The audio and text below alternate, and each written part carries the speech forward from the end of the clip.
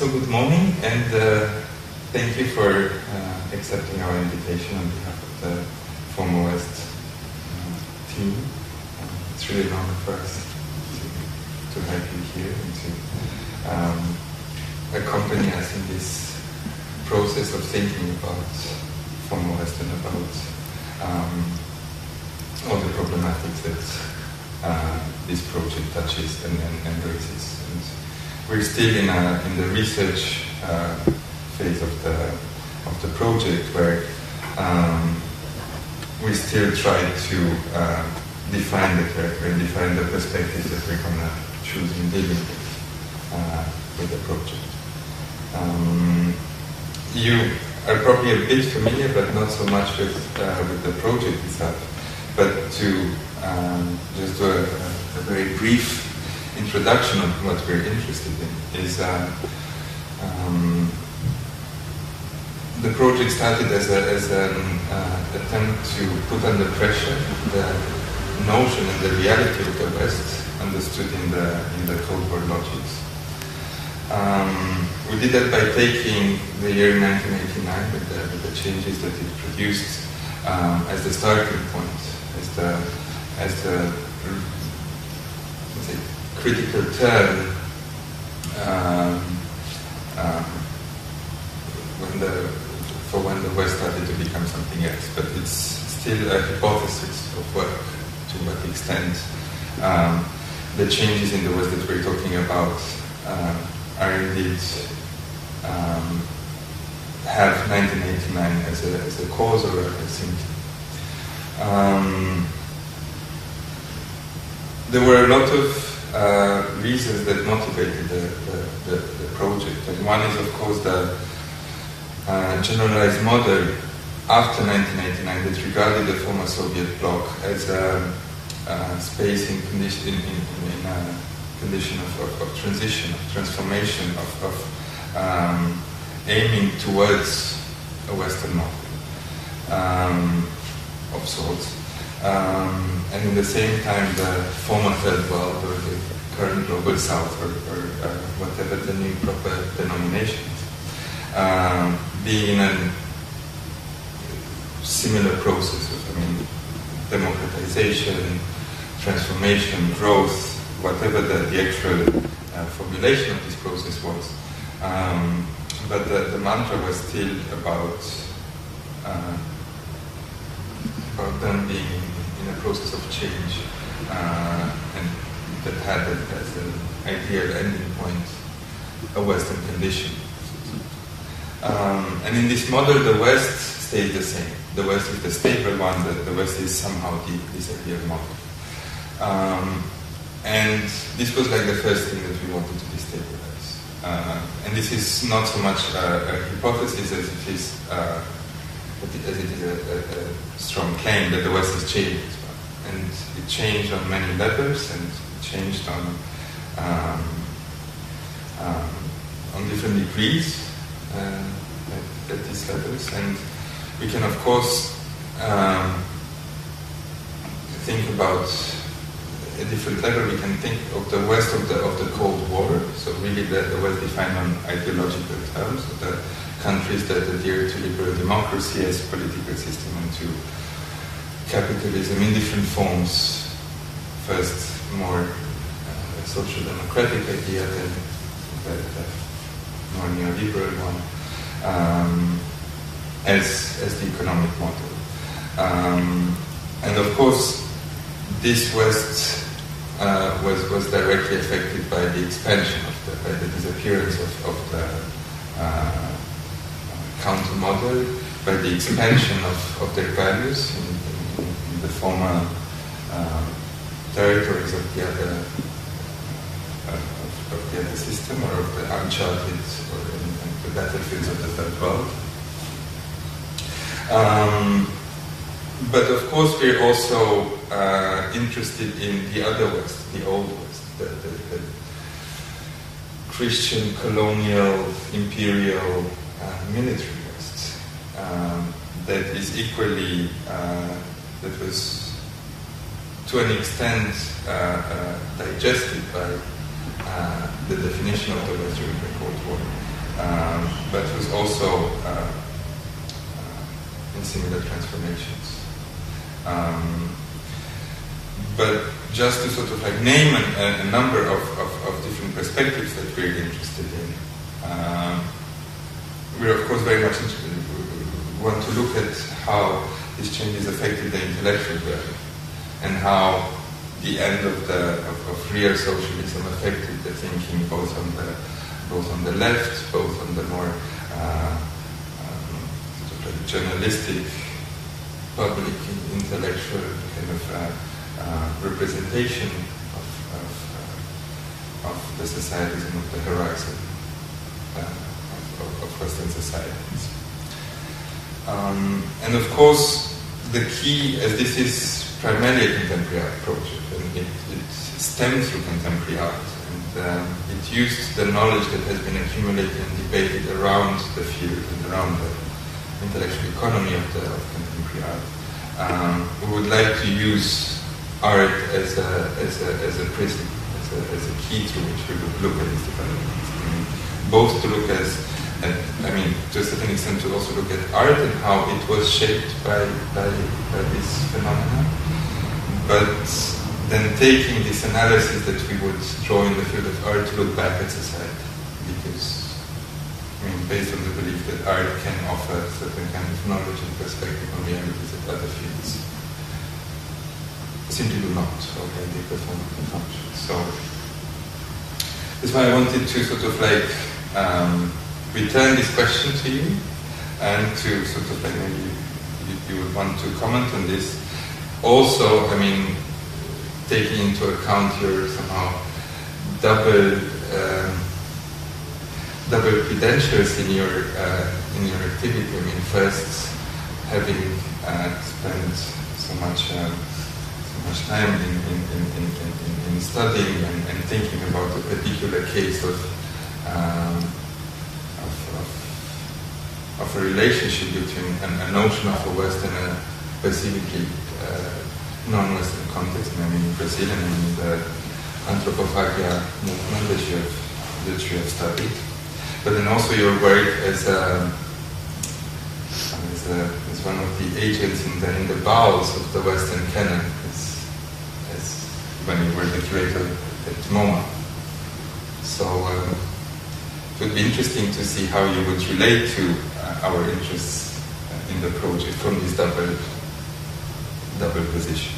Or you can, of course, choose to ignore this. I think going back to, let's say, to Brazilian art history. Well, first I would like to thank you for the invitation to be here. It's quite an opportunity and an honor, because I feel that this program has a platform which is so important to understanding the contemporary society art and what is art there. No? I think there is this relationship that really is establishing a dynamic within the very dynamic of contemporary society, the dynamic of its own as an institution. So, but for me, the idea of the Cold War, the idea of the West, we have a good example in Brazil. 1922, there is the Semana de Arte Moderna, a festival of modern art in São Paulo.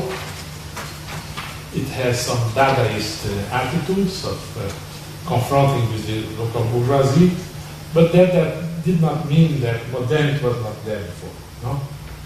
Since the 19th century, there is this movement, planning of towns. So there is the end of the empire really changed something in Brazil, but the end of the empire also coincides with the end of slavery. Brazil was a very late country to end the slavery in 1988, and the Republic was in 1989. So, and the Republic came, one of the causes was exactly the end of slavery. So, if you consider, for instance, a key artist of Brazilian modernity, like Tarsila do Amaral, when she was born, her family owned slaves. some hundreds of slaves. And she herself, therefore, was an inheritor of slaves. And the capital that, let's say, financed the adventure of modernism in Brazil was accumulated during slavery and late with the immigration. So I think there is a very strong contradiction between modernity and the society, which was totally in the Middle Ages in several terms, no? At least a colonial society in this very aspect. But in the same month in 1922, the Communist Party is founded in Rio, in the Bay of Rio. So we have those two moments in which Brazil is, through the Semana de Arte Moderna, is trying to adapt itself to the modernist language in Europe. At the same time, the impact of the Russian Revolution is felt immediately through the creation of the Communist Party. And that gave a format to a series of radical movements like anarchism, which had two main sources, I would say. One was Italian, in São Paulo, and one was more international in Rio. Eduardo Sica's grandfather was the major anarchist leader in Rio. So they're speaking here of living, but also a tradition which is almost done through families. No? This old way in which society's immobility speaks in its own. But the creation of the foundation of the Communist Party will transform the goals of the Semana de Arte Moderna, which was more of updating language, towards the more nationalistic, social-driven art, which the impact would happen 5-6 years later. Many artists were connected to the Communist Party, Tarsila himself, Oswald de Andrade, Costinaş, and many others, and there are internal parties between Stalinists and Trotskyists. That's something else. But so we have this sort of previews, a preview of what was going on. At the same time, if we think of a writer like Borges, in Argentina, and Borges might be the most quoted writer in the last 20 years by his in the art world. In the art world. Yes. Okay. So Borges was saying, we Argentinians are entitled to Hamlet and to the cosmos. So what all that means? In a certain way, those societies which were formed within the colonial process, there was a very strong understanding that they would belong to the West, a wish to belong to the West, and sometimes to be like a puppet of the West, just a draft or a caricature. But there was this identification with the West through the intellectual elite and the bourgeoisie. Yes. No? So, and that group, that social alliance, no, was the one which really created an image, a self-image in culture terms that we would understand here. But then again, there is a very strong set of inheritances, which in a country which by then was mainly agrarian, no? A very small portion of the population actually lived in the cities.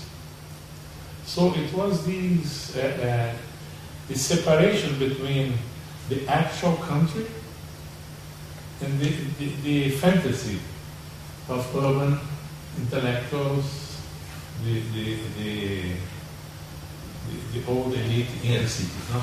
So this is something which I always thought of. as a strange contradiction. And from this perspective, I think there's a possible reading of the current political developments in many Latin American countries in the last decade, and also looking at some of the measures that were taken. I mean, not just in the last 10 years, but now there was a certain impetus on the way in which native languages became officialized in Bolivia and Colombia 20 years ago and so on. This process can even amount to a process of decolonization. I mean, just... But if you think, for instance, further back, okay, the 19th century, Paraguay was having a revolution after independence. There was a focus on education. They expelled the English, which meant expelling the major explorers, not foreign explorers. Yeah. They expelled the Jesuits, which provided a strong ideology against the transformation, and they expelled the bourgeoisie. No? But the fact is that the neighbors were not happy, because the neighbors meant the interest of the Jesuits, the English interest in Brazil, Uruguay, and Argentina. So a reason should be found to attack Argentina, Paraguay, no? And maybe it's to going too back in history, but still today this problem is there, no? So the war of Triple Alliance against Paraguay in '65 was a genocide. Yeah, 1/3 of the population. No, 1/5 of what was left was 1/5 of the population. Chiavenato, who is a Brazilian historian that takes a critical position, his data, if they are true, is the population was reduced. Yes, I think 1/3, 600 to 200,000. Of which 200,000, only 20,000 were male, and of which only 2,000 were above the age of 18. No? That's the first genocide. The second genocide are of the Afro-Brazilians. The slaves were offered freedom if they were voluntary against Paraguay. And of course they were put in the front line. No? And after the war, some landlord wanted to overrule that promise. But when you see Brazilian art for that period, you don't see as many black as they were there. Okay? When you see because that was the official art of the empire. Brazil had an art academy, we had war paintings, we had photographers in the war field, so as to produce the image of the war. Argentina did not have an art system as developed as Brazilian, but there was one soldier who was a painter. And what he does is a set of maybe 50 paintings, which are amazing because they are seen from the point of view of a soldier who was hurt in the war. And then you see the Brazilian black. But they're not, and the Paraguayans. But they are all, he was a very simple man, they are all represented as soldiers suffering in the war. Which is the point of view of someone who has been personally hurt in the war. What I would put together to that painting is a painting by Monet that is nowadays in the Getty. It's a 4th of July, so this compare is a full flat, and you have this man walking alone, and he does not have a leg. No? I think that is the sense of loss, no? Yeah. And from the Paraguayan perspective, the art that was produced, now I'm arriving to reaching the point of view of the language. The art that was produced is called the Capitri, which was the name of a newspaper, which had caricaturists. And the newspaper was in Guarani or in Spanish? That's the point where I'm coming. Actually, the Paraguayan army had 4 newspapers. You don't do newspapers if your soldiers do not do it. No? Yeah. So they took the press with the army. The Brazilian army had 0 newspaper. The Argentina had 0 newspaper, the Uruguay. So sometimes they would pick the newspaper from the pockets of the dead Paraguayan soldiers to have news. And of the 4 newspapers, 1 was in Guarani. Again, you don't do a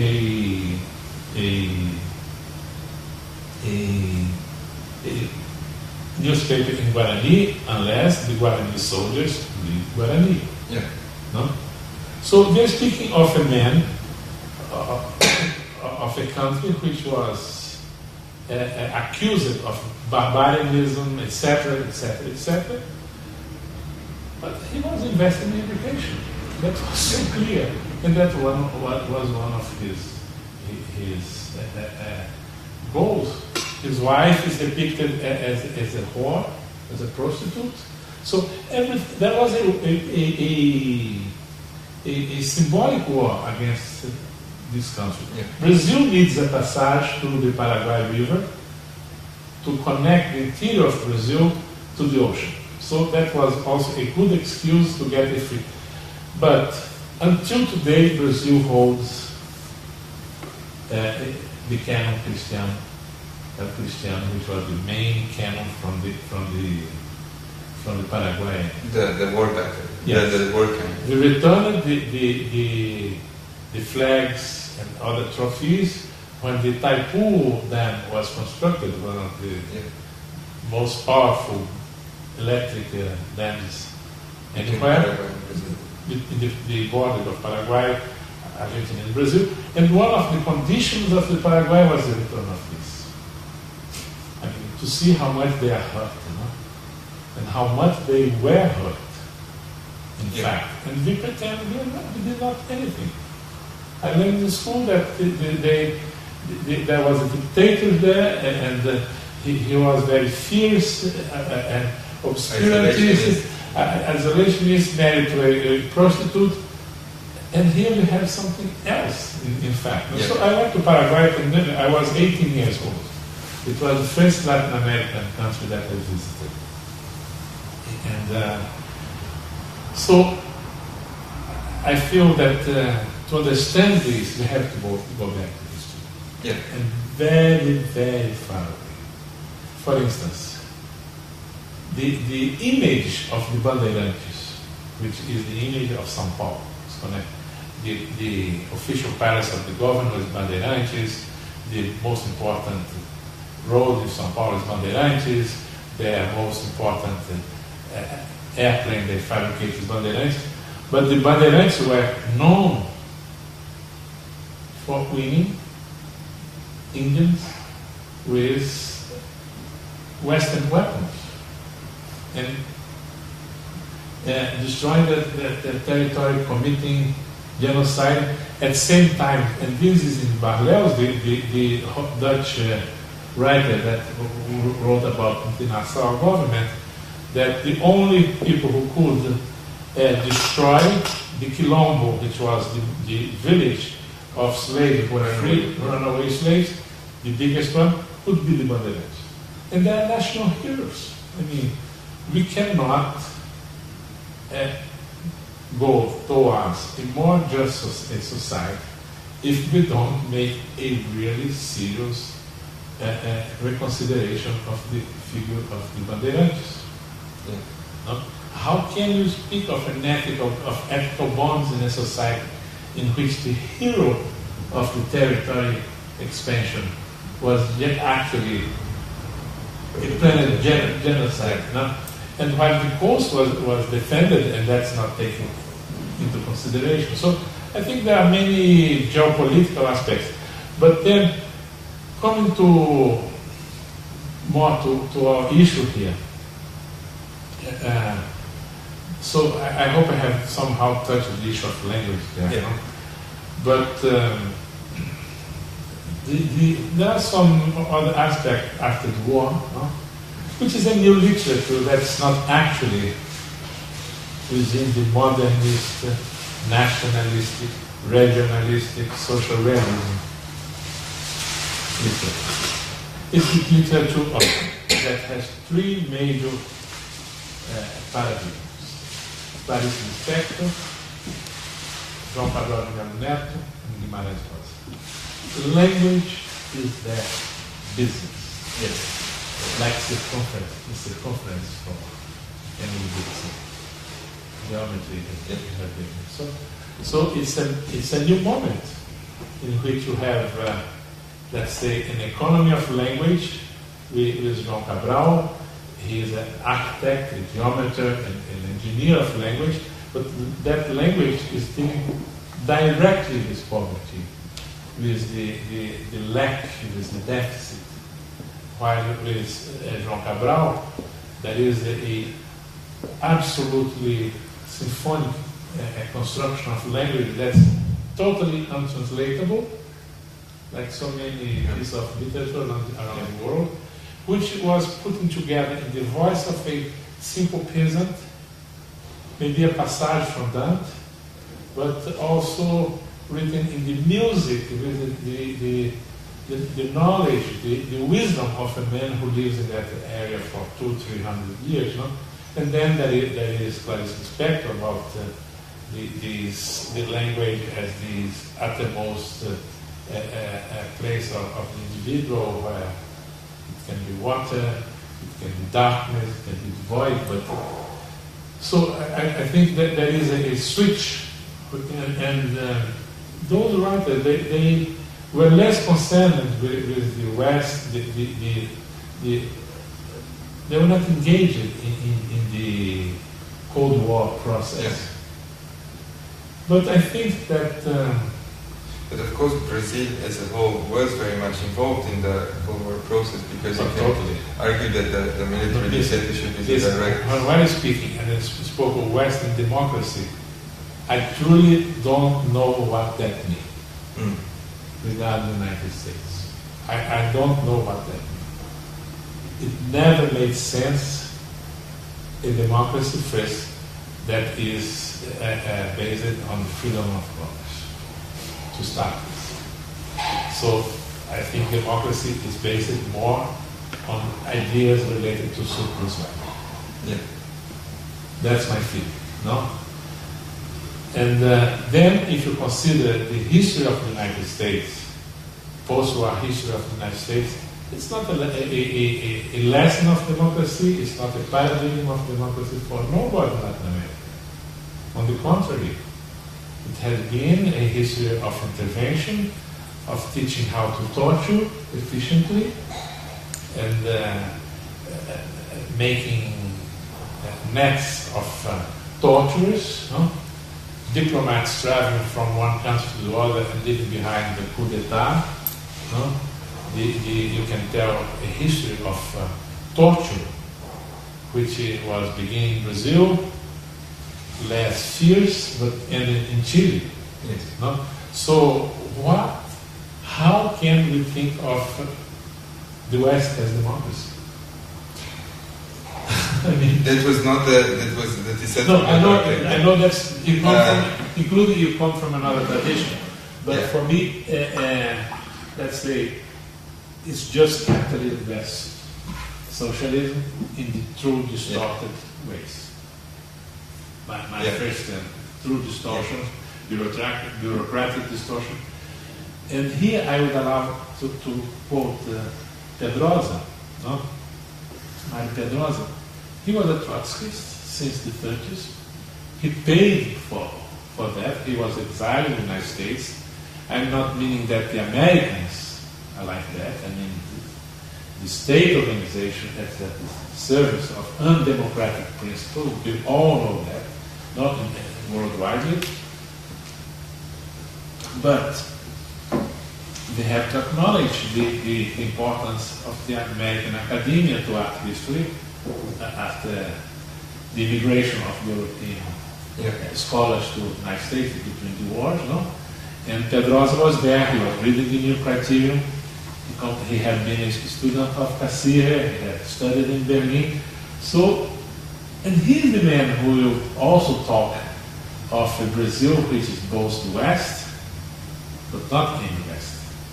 And both the natives, the Africans, in a new perspective, in which he will say, he would very clearly say that in the capitalist system, creativity, art was just a matter of market. Maybe he was wrong, but that was what he wrote in '66, and it was valid at that moment. That did not allow too much invention, free invention, even though it might be contradicted by reality. No? And then he would speak about the impossibility of any expression under the guidance of the Soviet bureaucracy anywhere in the world. So he was totally, of course, anti-Soviet. And he said, maybe in the third world we are more free to invent because we don't have those constraints. It means formatting art towards the market, towards the institution, or formatting towards the state bureaucracy. So, and he's the man who says that art is nowadays, modernity is nowadays over, no, has been given whatever it could give, and we should speak of a postmodern art. He was reading Wittgenstein at that moment, for instance, but he was a man who was very much into phenomenology, together with Ferreira Goulart, and at the same time he said, in time of crisis, and the word crisis there was very complex, because crisis was the choice between the propaganda from both sides, the Soviet propaganda in Brazil, the American propaganda. The crisis was the dictatorship itself, no? So he speaks that in time of crisis, you should be together with the artist, at the artist's side. So he puts in a way which is not precise, ao lado de, at the side of, which meant together, supporting, but you should be with the artist and avoid those other levels, no? And how did this model change with the end of the Cold War? Because, I mean, on one hand, because of the strong connections, you can argue that the end of dictatorship was very much linked with the end of the Cold War. It was prefigurating it. I still would like to mention one thing before I get back into that, which is this Valdemar Cordeiro, an artist from São Paulo, very interesting artist, by the way, but he was very canonic in his reading of the Art Concrete manifest by Van Doesburg, another artist. So he was very stiff in terms of form. He was the founder of Ruptura group, of concretist group of São Paulo, demanding very objective responses and aiming industrial aesthetics, but he was a Gramscian, no?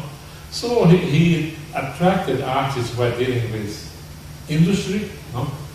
But one day he sees French art, Nouveau Realisme, he got totally mixed up.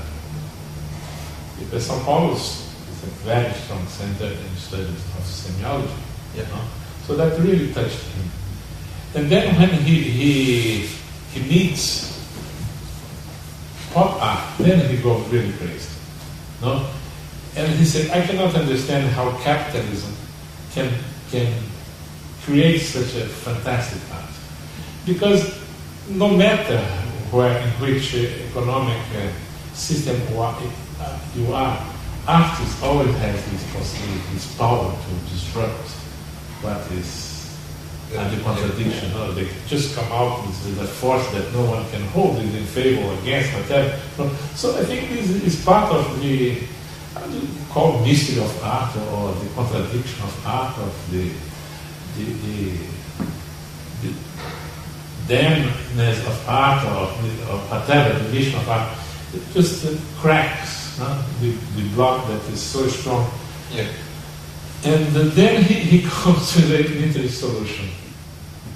Nowadays, it's not important that only the means of production should be at disposition of everyone, but also the means of communication. It was an advanced. Yes. So, of course, you are thinking of Marshall McLuhan, who had been translating in Brazil, etc. But I think that the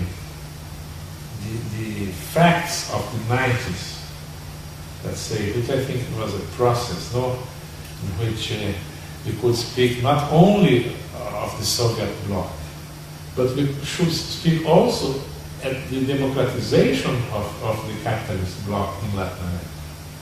Yeah. No?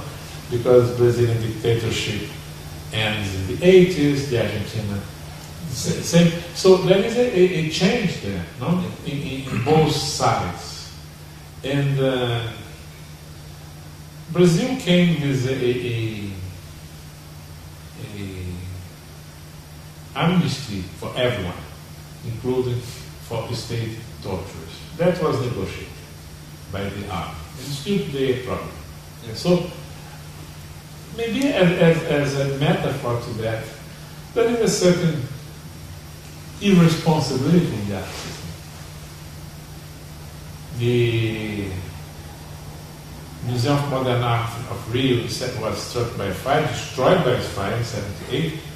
The responsibility was not actually studied. There were lots of talk in the press, but then in the end, the daughter of the vice president of Brazil talked to the owners of the two main newspapers, and the discussion was over. She was the director of the museum. Yes, and so no one is responsible. The firemen are responsible. Okay, so exactly as it's the doctor is responsible for the death of every human being. Anyway, so there is this irresponsibility that is transmitted to amnesty to everyone. Yeah. No? And I think there is, from one side, a certain shallowness in the system, a shallowness towards painting. It was very easy to be an oil builder, no? Without history. Everywhere else. Yes, like anywhere else. New criticism is born in a sloppy way. Brazilian University was very unprepared for a new discourse, except the Catholic University in Rio, which had 2 or 3 people there, but this Carlos Zilli, an artist who had studied with Danish in Paris, Ronaldo Brito, who wrote the first book on neoconcretism, but little by little they became very formalistic. Mm-hmm. And very few of the more experimental artists were accepted by them. The rest was totally ruined. Because all the movement from the 70s, only a few survived in Rio, no? With the real support of the university. But in the 90s in Brazil there is an important reform of the university, and so this power started to break. And this group started to read Greenberg. And Greenberg became the rule against Pedrosa, Goulart, those who really founded a new visual culture in Brazil in the 60s. I would add other people there like Walter Zanini and Roberto Pontual. I speak of critics, Federico de Moraes. There was a group, Francisco Bittencourt, who really supported what Pedrosa called the postmodern. Okay, we have our own concept there. No? So, but can you imagine an artist who does not have a market, is doing art against the structure of the dictatorship. and not have the support of the new critics. I mean, it's cultural homicide, no? Yeah. Which, because you have to get support from somewhere, not in the Museum of Second Fire, which was the place where. No? But I think neoliberalism, since the Paulo presidency in 1990 and continuing with Cardoso, no, will coincide with the expansion of the market, but also with this university reform, which was very important for Brazil. I'll come back to the 50s. Well, in the 50s, when after the Biennale, there is also an opening towards a more contemporary production of art in Europe and in the United States through the collections in the museums, but also shows, etc.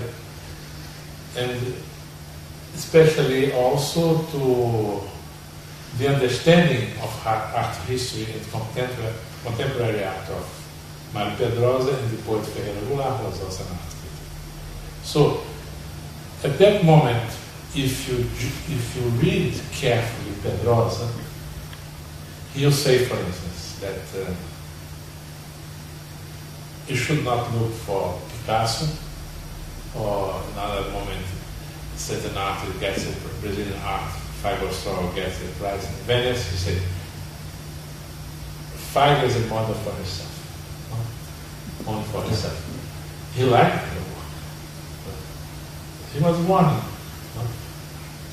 And he's saying that art history is not the history of philosophy. He's Malefician at that moment. Then in another article he's speaking about capitalism and branding and isms. So he's clearly saying that art history is not the succession of artistic movements. It's not also the reinterpretation of art pieces. And it's an invention. So what I have been saying is that for Pedrosa, very clearly, what should interest an artist in art history is that what a good artist, an important artist, was unable to develop. From there you should start. So the Mondrian that should be interesting for the seeker is the Mondrian that Mondrian could not do. And so he reached his own answer to color issues, for instance, with the bodies, with the parambolés, with the núcleo, etc. Which was a incorporation also of the corps vécu ideas by Merleau-Ponty in his phenomenology. So, but also he speaks of Malevich, and Malevich and Mondrian and also Albers are the main references for neoconcretism, not Max Bill. Max Bill was over. No? What does that mean in terms of the Cold War? I don't know. No? It's the first moment of the Russian Revolution and a high moment of art production in capitalism. No? Yeah. So there is this balance, and which is an art which evolves after neoconcretism to a notion of space as a place, as a site. In Ligia Clark, this will be a kind of internal space. That's why I have phenomenology evolves towards psychoanalysis. She was interested in psychoanalysis, she read Klein, etc., but also she was interested in Sapir, in linguistics, and she was analyzed by Pierre Félida, for instance. No? On the other hand, Oiticica goes towards the anthropological space, carnival, favela, crime of social origin. No? So we are dealing here of artists who think in a complementary way. They were not against against what the other was doing. They just had a division of labor there. You see from their correspondence. When Sika was younger than Clark, she was more mature as an artist, so she was always a little bit ahead of him. But one day she said, "Now you are ahead of me." Because when was that moment? it was in the mid-60s, when he was doing, I think, the nucleus. She said, "Now you are ahead of me. So far we have been dialogue." She says in a very beautiful, nice, she was rejoicing, let's say, that her great friend was now really going in his own way and ahead of her. So there is not this idea of who did first. It's not a fight between Picasso and Braque. No, it's really seen as a set of ideas that had to be developed, that had to become formed, that had to be given to the world, that had to be experienced. So I think that is the metaphor. But in the late 80s, early 90s, there is the construction of a few idols, or which some are false idols, like Sergio Camargo. For me, he is I don't know, he's counter everything, he's against everything. He says that he was putting together the vocabulary of different artists, from Marcelo, from Hook, etc., pretending he was a great inventor, inventing his own biography, that people that believed he was the connection between the Cariocas and Brancusi. Because just he met Brancusi in 1952 in Paris. Whoever knows the history, the biography of Brancusi, he was more interested in collectors than in other artists. Yes. This story is well known. Yeah. No? Why would he be interested in a student of plaster? I mean, and then he met Brancusi, his biography. So there is the invention of this biography, and this man is the big guide of Brazilian art of the 80s and early 90s, but it's going to fall down one day with all the critics that supported him. But that's to mean that the system became very formalistic, taking Greenberg from the worst point of view. Because if you look at Greenberg's collection, he lives all types of art in a contradictory manner. No? So, what do we have? Conceptual artists who deny their conceptual. No? Artists who saw neo-concretism and say, "Oh, I was totally against this and that." They were 17 years old. What do you know when you are 17 years old until you are really a genius in the art history? I mean, and so there is this tendency to deny, and this has isolated Brazil from a lot of issues. I feel nowadays that the strong currents of Brazilian art are in a very bad direction of formalism. I mean, you are important because you have to use 100 kilos of lead, of iron, or because you use 50 employees, etc. There is a certain social cynicism there of the administration of energy, of human labor, etc. in the production. No? And Richard Serra is the model for that. Yeah, but coming back to the initial question, what you have just said now, I mean, it can also be regarded as a symptom of integration in a certain global, Western-generated art system. And I would insist on that, like from that perspective, how did evolutions in the post-dictatorial period in Brazil how could they develop through the field of art and through the field of culture? We can do that through different ways. One is that the market became very strong, and sometimes it's about brand. No? The market had also played a role to put Brazilian art around the world. That's one aspect. The other aspect was this conceptual looseness, no?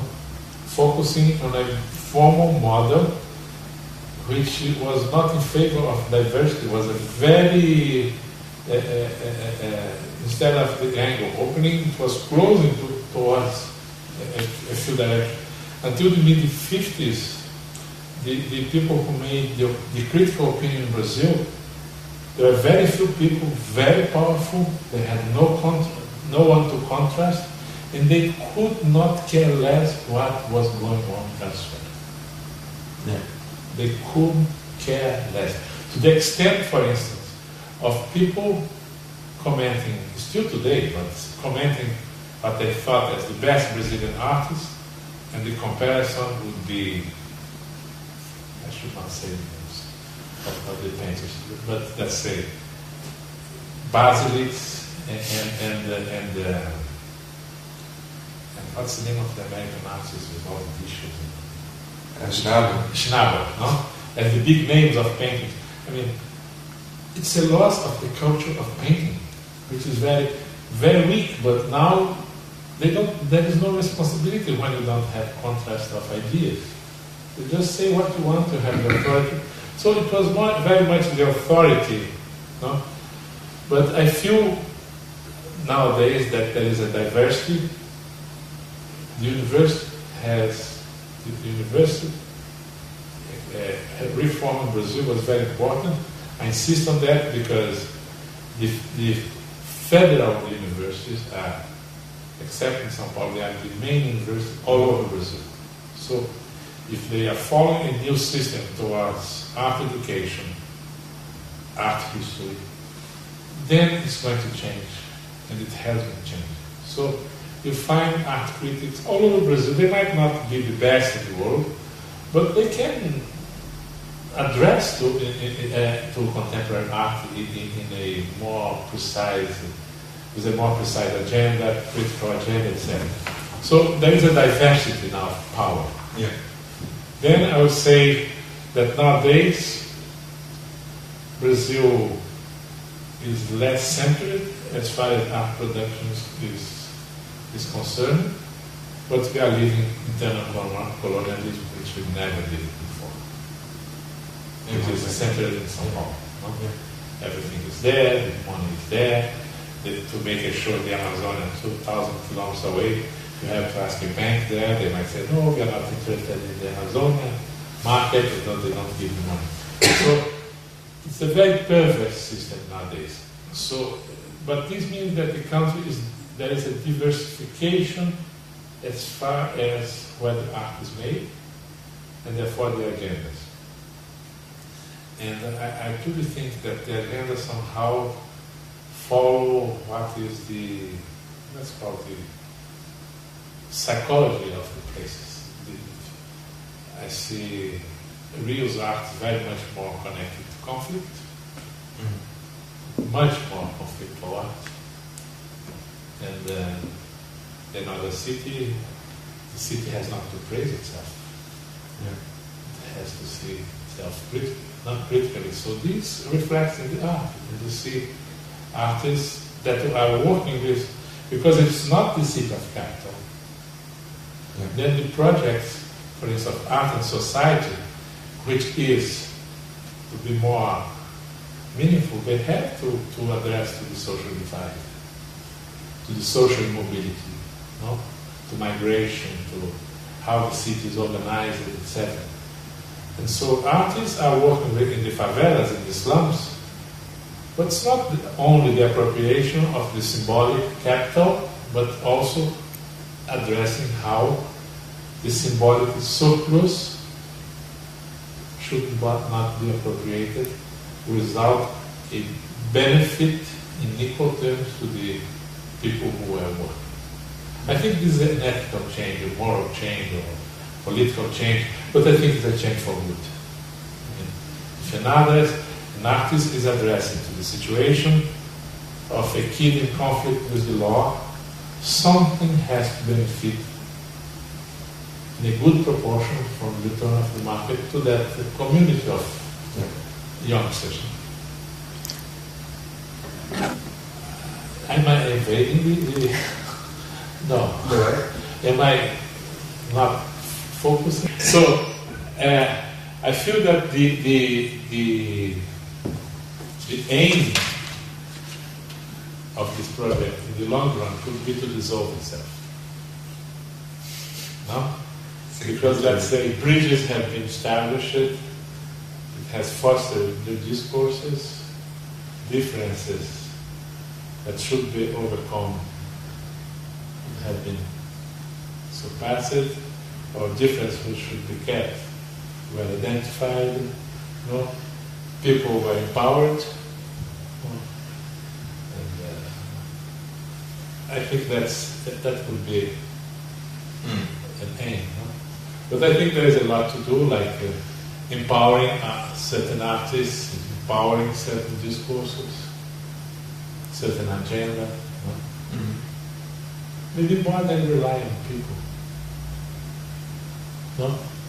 Relying more on the discourses, so there is not a identification with one person or another person, because there is always a tendency to the models of domination, they always have a tendency to reproduce it. You empower here someone because it comes from the third world, then that person is empowered elsewhere against other artists, against other discourses. So it's empowering of ideas more than of people. Unless you have a very specific trying. That's what we're trying. Yes, that's what I feel. That's important too, because I think there is a logic, there is a strategy there, and I think discovering, besides experimenting and inventing, discovering also of those discourses.